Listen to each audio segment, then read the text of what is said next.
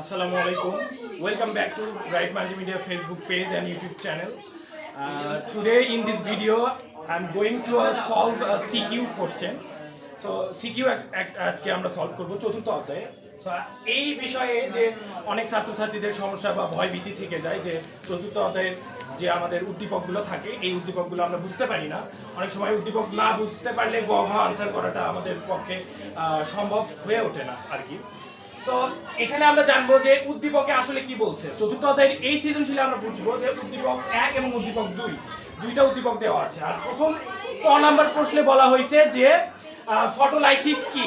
So আমরা আমাদের স্টুডেন্টদেরকে আমাদের ব্রাইট মাল্টিমিডিয়া স্কুলের স্টুডেন্টদেরকে ক্লাস 9 10 এ আমরা পড়াই যে লাইসিস শব্দের অর্থ, এই পৃথিবীতে লাইসিস শব্দের অর্থ হচ্ছে ভেঙে যাওয়া বা যে কোনো কিছু আমাদের বায়োলজিক্যাল টার্মে যে হচ্ছে অ্যাকচুয়ালি কোনো কিছু ভাঙনকে লাইসিস বলা হয়। সো এখানে ফটো শব্দের অর্থ হচ্ছে আলো এবং লাইসিস হচ্ছে ভেঙে যাওয়া। তার মানে হচ্ছে ফটোলাইসিস মানে হচ্ছে আলোর ভাঙন। তার মানে ফটোলাইসিসটা কি, যে প্রক্রিয়ায় অ্যাকচুয়ালি সূর্যের আলো ক্লোরোফিলের ওপর পড়ে আলোকে ভেঙে পানি ভাঙে এবং পানি ভেঙে ইলেকট্রন উৎপন্ন হয়, তার উপজাত হিসেবে অক্সিজেন উৎপন্ন হয়, ওই প্রক্রিয়াকে ফটোলাইসিস বলে বা ওটাই হচ্ছে ফটোলাইসিস প্রক্রিয়া আর কি। সো এই যে খ নাম্বার যে প্রশ্নটা, এই খ নাম্বার প্রশ্নে বলছে যে হচ্ছে নটে গাছকে কেন C4 উদ্ভিদ বলা হয়।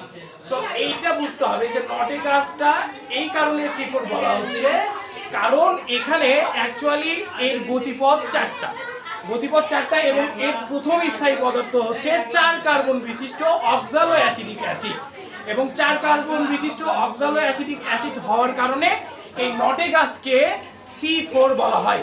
আমরা অ্যাজ ইউজুয়ালি বরাবরের মতো আমরা জানি যে হচ্ছে C3 সেই সব উদ্ভিদদেরকে বলা হয় যাদের গতিপথ 3টা এবং যাদের প্রথম স্থায়ী পদার্থ 3 কার্বন বিশিষ্ট ফসফোগ্লিসারালডিহাইড বা ফসফোগ্লিসারিক অ্যাসিড, যেখানে অ্যাকচুয়ালি উৎপন্ন হয় হচ্ছে 1 এবং 6 কার্বন বিশিষ্ট ফ্রুক্টোজ।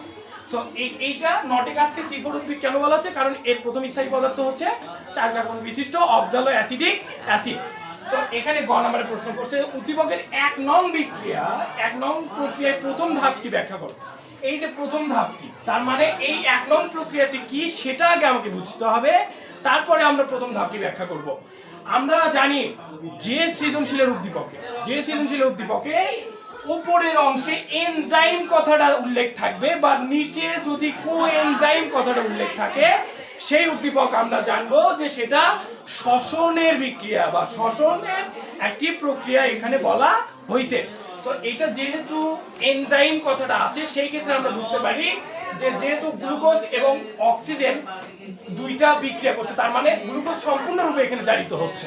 তো যেহেতু সম্পূর্ণরূপে জারিত হচ্ছে এবং তার সাথে শক্তি উৎপন্ন করতেছে, এজন্য এটা হচ্ছে সবাত শোষণ প্রক্রিয়া এবং সবাত শোষণ প্রক্রিয়ার প্রথম ধাপটি, তার মানে সবাত শোষণ প্রক্রিয়ার প্রথম ধাপটার নাম হচ্ছে গ্লাইকোলাইসিস প্রক্রিয়া। তো আমরা লিখবো যে উদ্দীপকে উল্লেখিত 1 নং বিক্রিয়াটির প্রথম ধাপটি হচ্ছে গ্লাইকোলাইসিস প্রক্রিয়া এবং নিচে তা ব্যাখ্যা করা হলো। এবং আমরা প্রথমে বিক্রিয়াটা তুলে ধরবো। বিক্রিয়াটা তুলে ধরার পরে আমরা লিখবো যে প্রক্রিয়ায় 1 অণু গ্লুকোজকে ভেঙে 2 অণু পাইরুভিক অ্যাসিডের উৎপন্ন হয় এবং 2 অণু পাইরুভিক অ্যাসিড অবশ্যই 3 কার্বন বিশিষ্ট হয়, ওই প্রক্রিয়াকে গ্লাইকোলাইসিস প্রক্রিয়া বলে।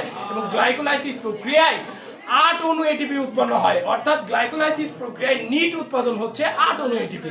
এইটা আমরা গ নম্বরে অ্যানসার করে দিব। সো প্রথমত আমরা আরেকটা আবার বলতেছি যে গ নম্বরে আমরা লিখবো যে উদ্দীপকে উল্লেখিত 1 নং প্রক্রিয়াটি হচ্ছে সবাত শোষণ প্রক্রিয়া এবং সবাত শোষণ প্রক্রিয়ার প্রথম ধাপটির নাম হচ্ছে গ্লাইকোলাইসিস প্রক্রিয়া, নিচে তা ব্যাখ্যা করা হলো। এবং তারপরে আমরা লিখবো যে হচ্ছে আমাদের গ্লাইকোলাইসিস কাকে বলে, আমরা গ্লাইকোলাইসিসের সংজ্ঞা দিয়ে দিব প্রথমে অবশ্যই যে প্রক্রিয়ায় 6 কার্বন বিশিষ্ট গ্লুকোজ ভেঙে 2 অণু বিশিষ্ট 3 কার্বন বিশিষ্ট হচ্ছে পাইরুভিক অ্যাসিডের উৎপন্ন করে, অর্থাৎ 3 কার্বন, অর্থাৎ 6 কার্বনের একটি যৌগকে ভাঙতে অবশ্যই 3 কার্বনই লাগবে, আমরা অ্যাজ ইউজুয়ালি জানি।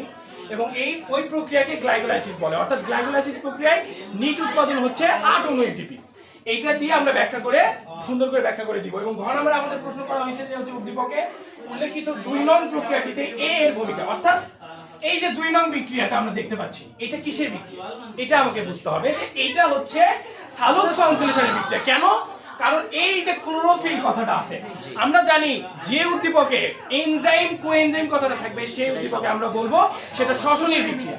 আর যে উদ্দীপকে আমরা দেখবো যে আলো বা ক্লোরোফিল কথাটা আছে, বা আমরা দেখবো যে ওখানে প্রথমে কার্বন ডাই অক্সাইড আছে 6 অণু, 6 molecule of carbon dioxide, 12 molecule of পানি, 1 molecule of glucose, 6 molecule of পানি এবং 6 molecule of oxygen.